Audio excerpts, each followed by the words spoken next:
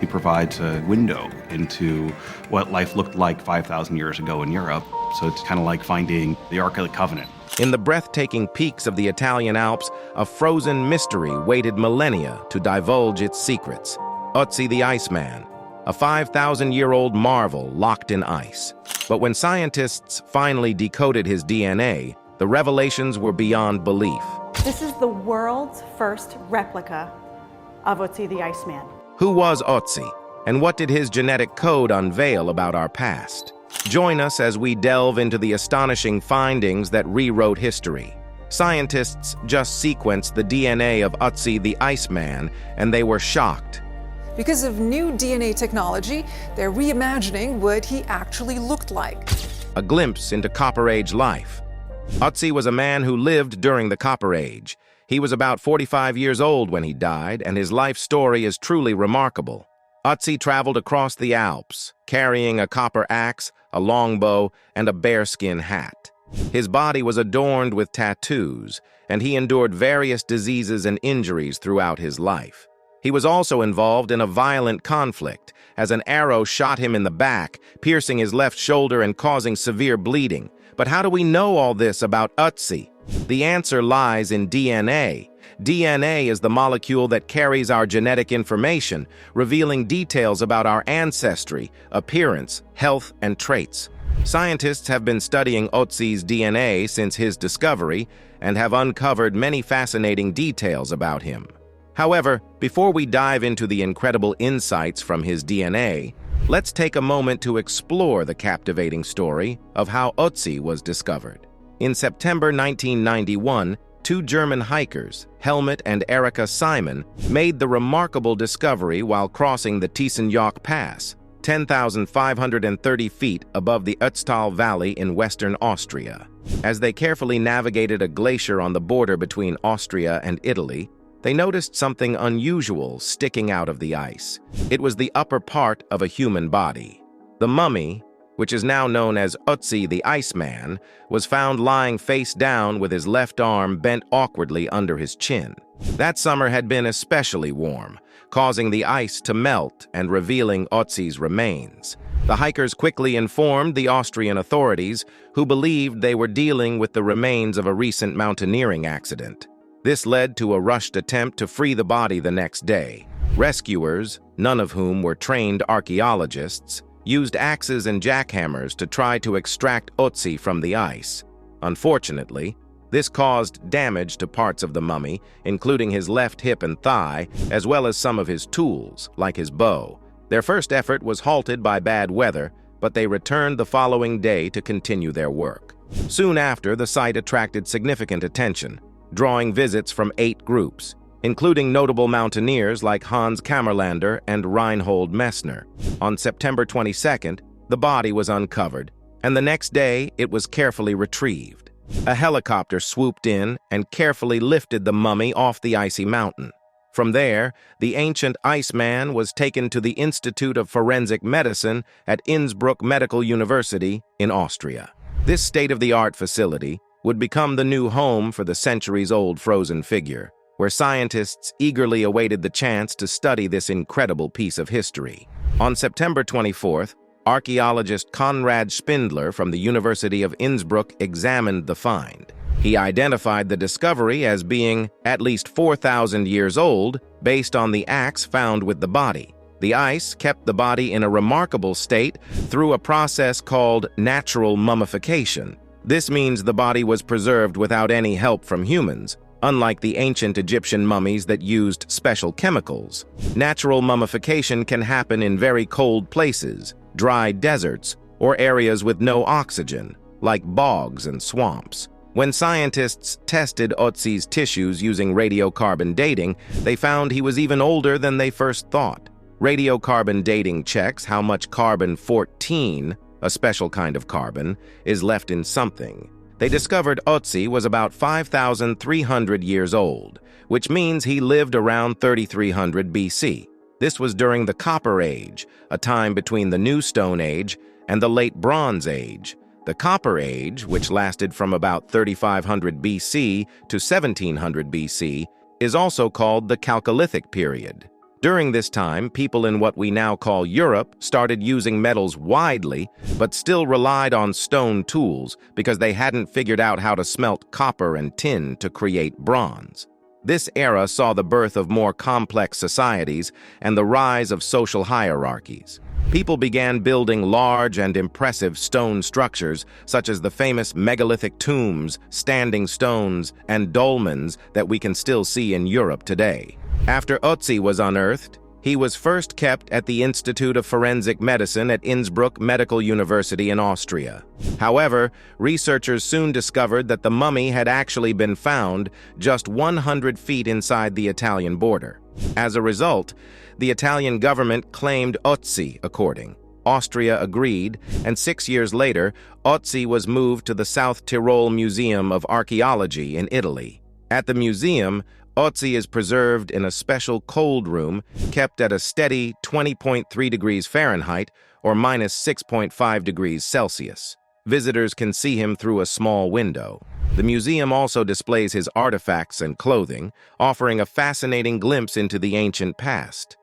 Secrets of the Iceman's DNA. In 2012, scientists put together a full picture of Ötzi's genome.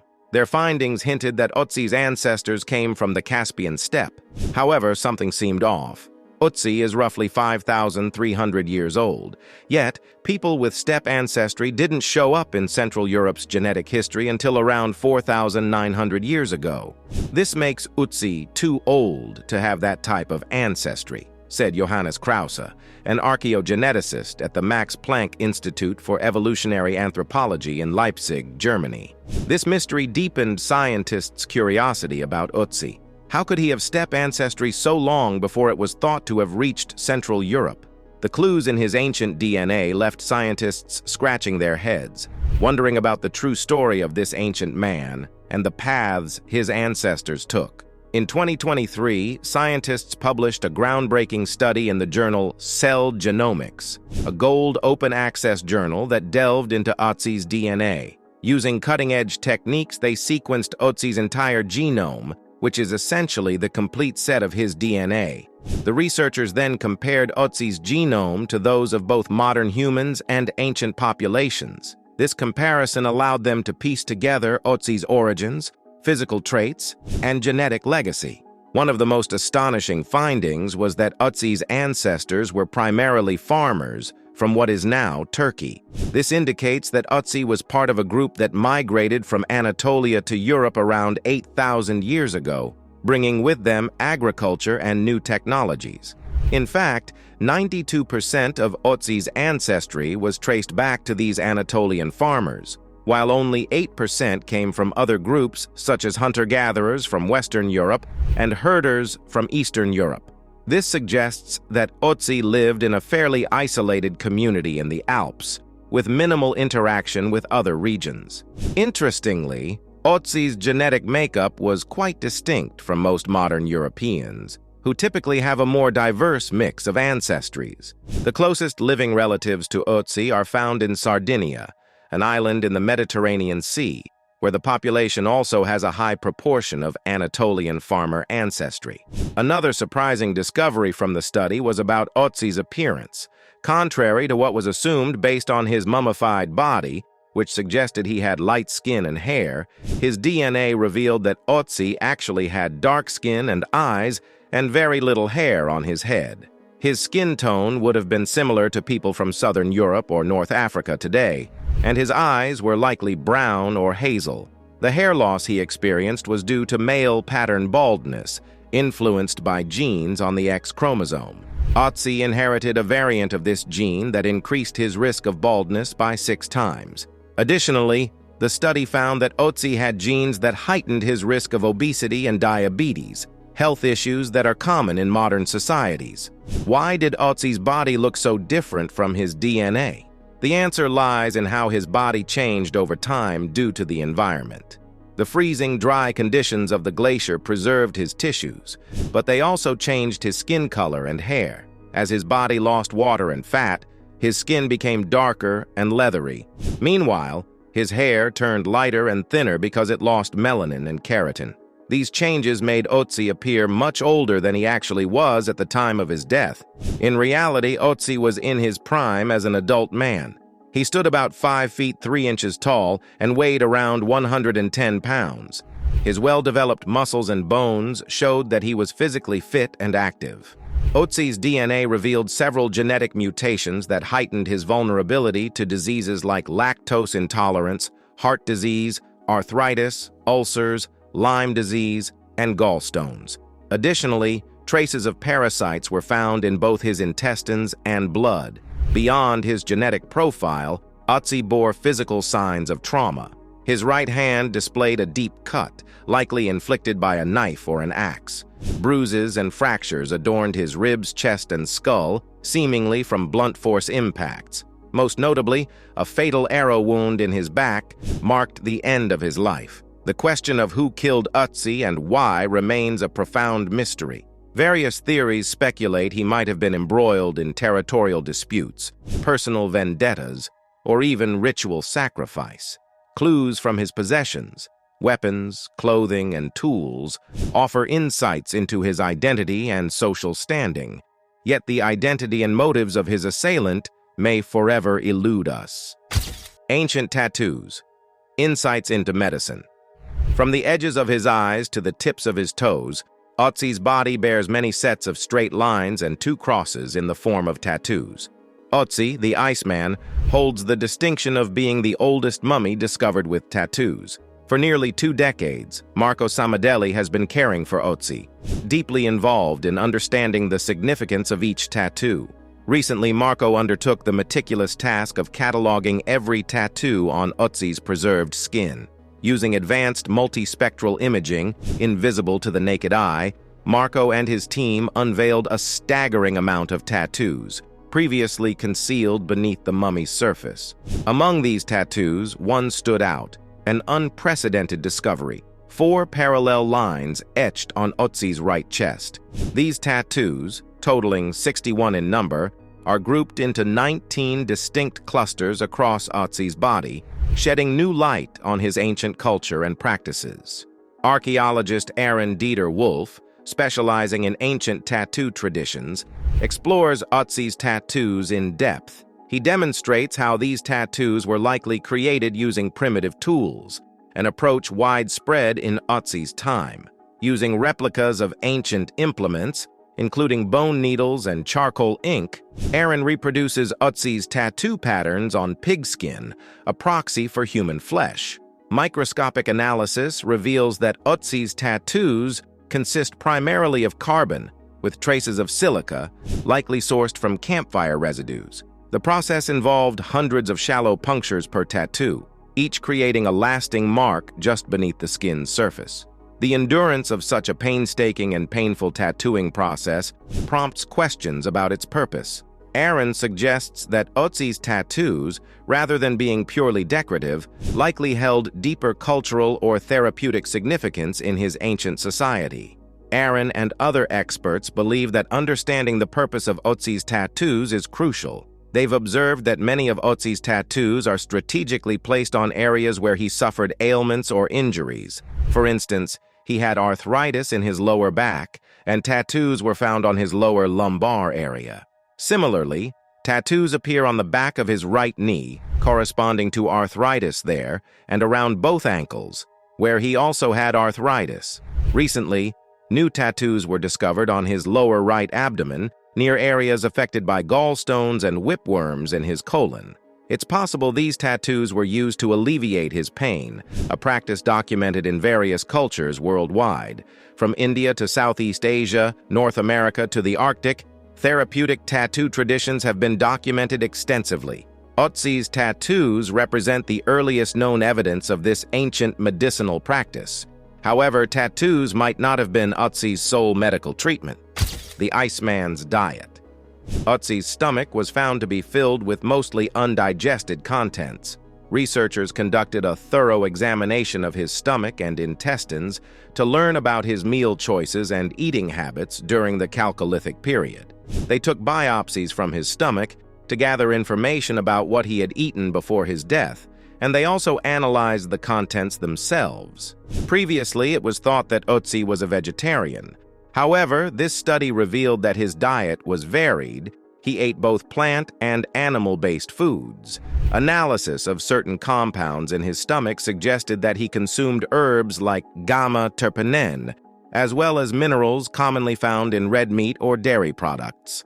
By studying DNA and protein traces, researchers identified the specific components of Ötzi's last meal: fatty meat from ibex and red deer, along with einkorn wheat. Techniques like atomic force microscopy and Raman spectroscopy indicated that he consumed either fresh or dried wild meat. Additionally, charcoal particles found in his lower intestine suggested that fire was used, likely for drying or smoking the meat during preparation. Ötzi's attire and tools. Ötzi's equipment was perfectly designed for navigating the rugged mountain terrain. He was dressed in a remarkable ensemble that showcased his resourcefulness and adaptation to his environment.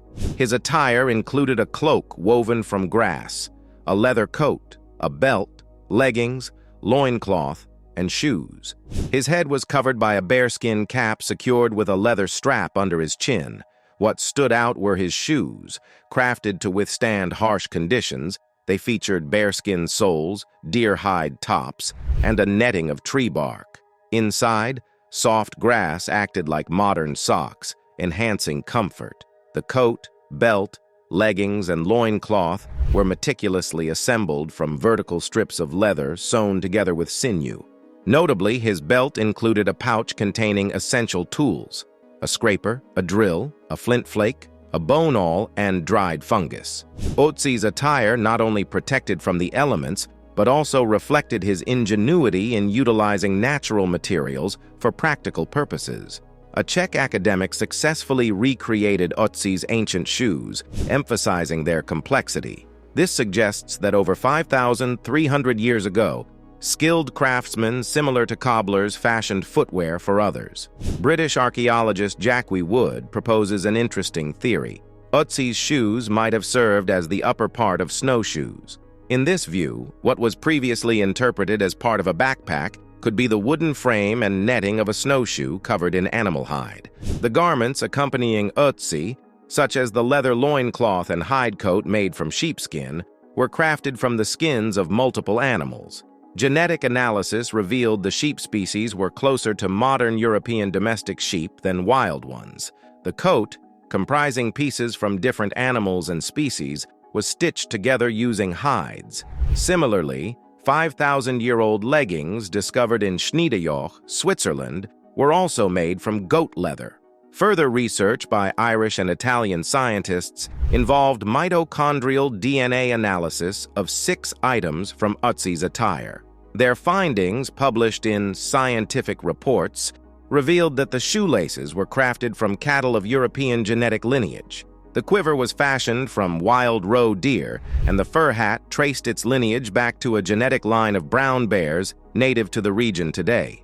Alongside the Iceman, archaeologists discovered a diverse array of items. These included a copper axe fitted with a sturdy U-handle, a knife crafted from chert with an ash handle, and a quiver containing 14 arrows made from viburnum and dogwood shafts.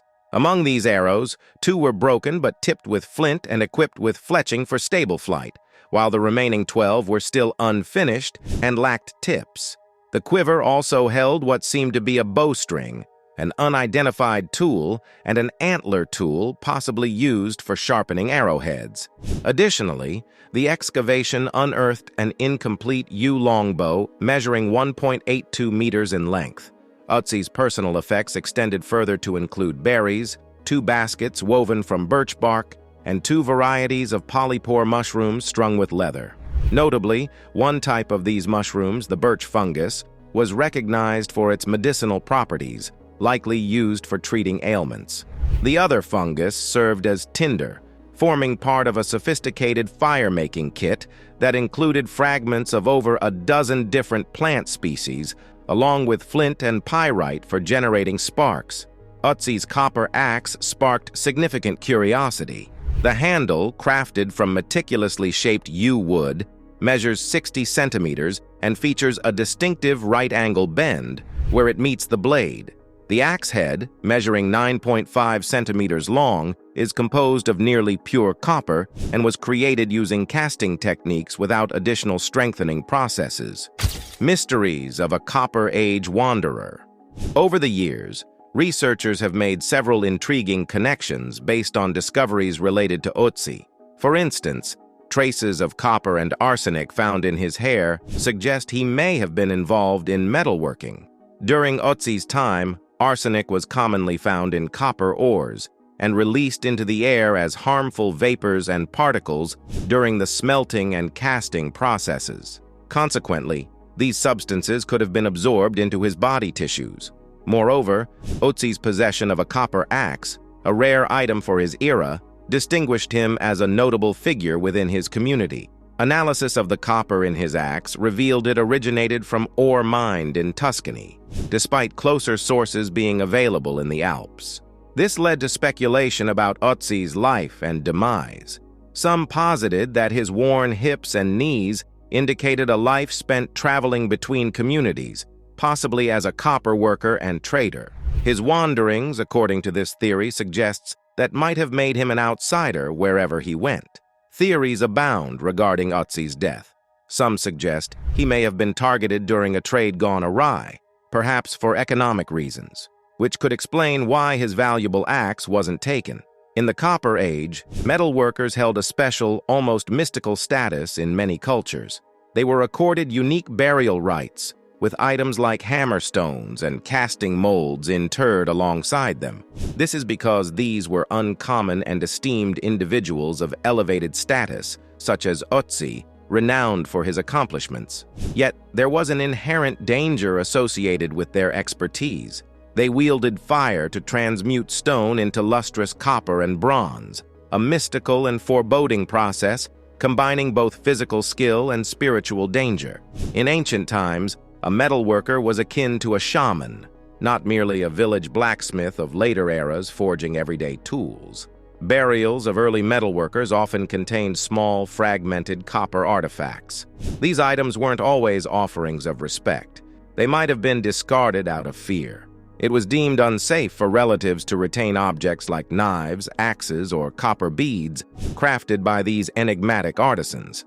This fear might explain why the assailant who fatally shot Ötzi didn't take his valuable axe, perhaps believing it was spiritually tainted by its maker's dangerous craft. Recent examinations, however, suggest Ötzi may not have been a metalworker at all. Faint traces of copper and arsenic found in his hair could have come from his surroundings rather than direct metalworking activities. Nevertheless, the idea of spiritual contamination could still explain why the axe remained untouched by his killer. The axe may have represented something novel and potentially dangerous. So, if Ötzi's occupation wasn't that of a wandering metalworker, what could it have been?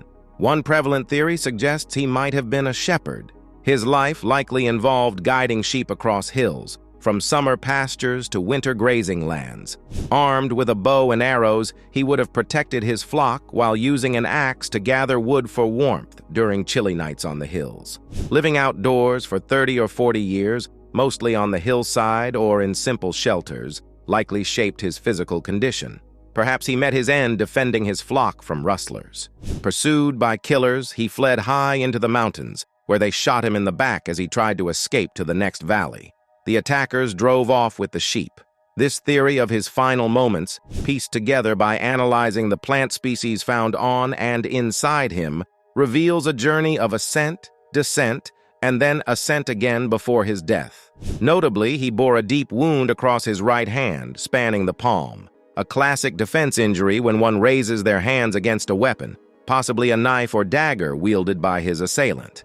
Some accounts suggest this wound occurred within 24 to 48 hours of his death, while others, judging by its healing, place it further back, perhaps a week or more. Now it's time for today's subscriber pick. In the dimly lit lab, the air hummed with anticipation as scientists surrounded the ancient body laid out on the examination table. Ötzi the Iceman, perfectly preserved after millennia in ice, lay on his back like a time traveler frozen in mid-journey. His rugged features, frozen in an eternal grimace, seemed to echo tales of ancient battles and forgotten lands. Dr. Alvarez, the lead geneticist, carefully extracted a sample from Ötzi's ancient tissue. The room buzzed with excitement as the team prepared to sequence his DNA, unlocking secrets from an era lost to history. As the genetic code revealed itself on the screen, the scientists gasped in disbelief.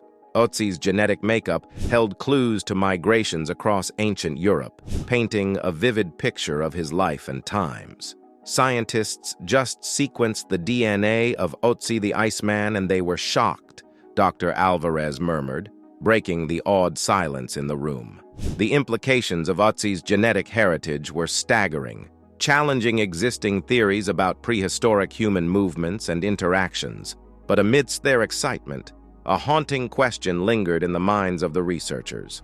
What other mysteries lay buried in the ice, waiting to be thawed by the relentless march of scientific inquiry? A captivating tale of tragedy. After pondering all the clues, experts have crafted a captivating and more realistic theory about what truly unfolded in Ötzi's final hours. Ötzi faced a dramatic sequence of events. It was late spring or early summer, approximately 33 hours before his demise. He started his journey at an elevation of about 2,500 meters in the Alpine range, descending to 1,200 meters above sea level on the southern slope. Around 24 hours before his death, he suffered a severe injury to his right hand, which greatly hindered him. He showed signs of bodily bruising and scrapes, indicating he may have been in a struggle. Whether this happened higher up in the mountains or lower down remains a mystery.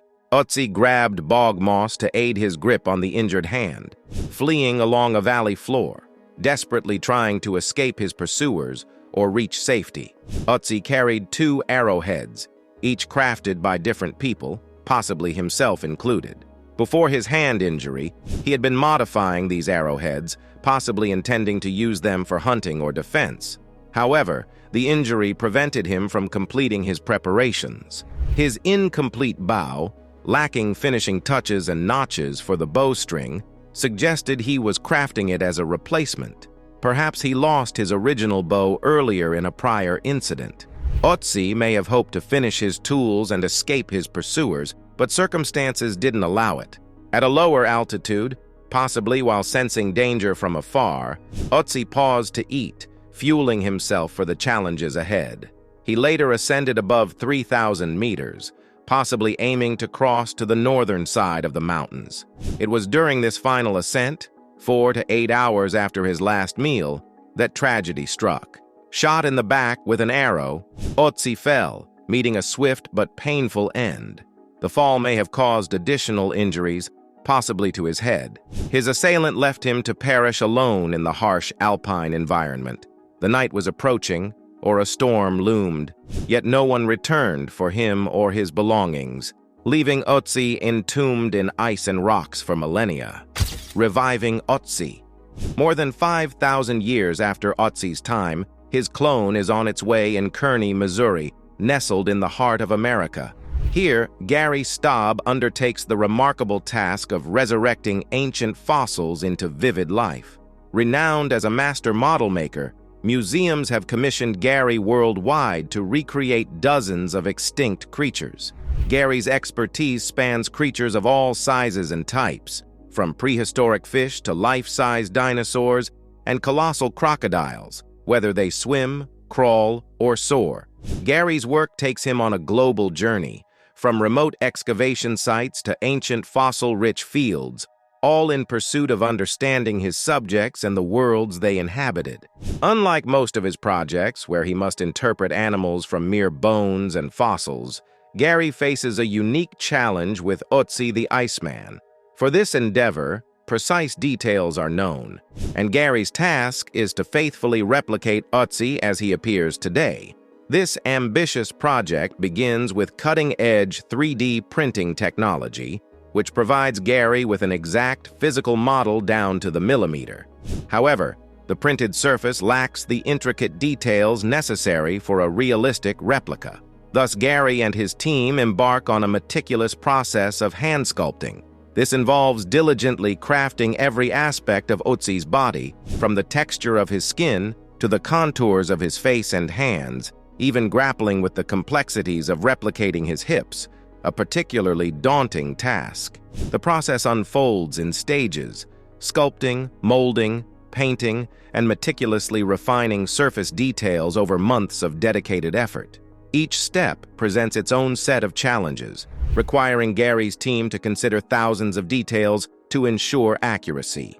The initial step involves darkening Ötzi's mummified form to enhance the visibility of the 3D print's contours, enabling precise sculpting decisions. Using specialized modeling clay that adheres to the resin, they carefully sculpt every inch of Ötzi's skin texture, striving to capture his appearance with utmost authenticity. Achieving Ötzi's lifelike appearance remains a primary focus and formidable task for Gary and his team, as they meticulously work to bring this ancient figure back to vivid life. They need to transform plastic into human-like flesh. Our body's largest organ is the skin. The average human body requires approximately 20 square feet of skin for coverage. Replicating Ötzi's intricate mummified skin surface will require hundreds of hours. Gary and his team select various tools for this task, such as texture pads. These pads press different patterns into Ötzi's clay skin, creating diverse imprints. Human skin comprises 3 layers. The outer layer, called the epidermis, acts as a waterproof barrier and protects against infections. It also determines our skin tone. Below it is the dermis, which consists of tough connective tissue, nerve endings, hair follicles, and sweat glands. The deepest layer, the hypodermis, contains subcutaneous fat and more connective tissue. Gary and his team are currently sculpting Ötzi's dermis, as most of the epidermis was lost during its time in the mountains. Based on Ötzi the Iceman's preserved remains, what do you think might have been the cause of his untimely demise? Let us know your opinion in the comments below.